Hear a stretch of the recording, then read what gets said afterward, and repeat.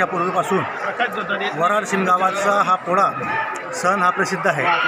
त्याचं कारण असं आहे की गावाला सुमारे 400-450 वर्षापासून पूर्वी नारायण राघव पाटील या एका राजपूत समाजाच्या माणसाला काही एक अपत्य न होते, त्याचं एक गावामध्ये नाव राहावं यासाठी त्याने गावाला एक अवाढव्य असा हा दरवाजा बांधून दिलेला आहे आणि त्या दरवाजाला 2.5 बाय 3ची खिडकी ठेवलेली आहे। वराडसीम येथील 18 पगड जातीचे लोक येथे गुण्यागोविंदाने नांदतात आणि या ठिकाणी या पोळ्याच्या दिवशी सर्व जातीपातीचे धर्माचे लोक येथे एकत्रित यावे आणि हा पोळा उत्सव साजरा करावा अशी पूर्वीपासून चालत आलेली परंपरा ही आज देखील कायम आहे। गावामध्ये बाशिंगा बैल हा एक मानाचा बैल असतो।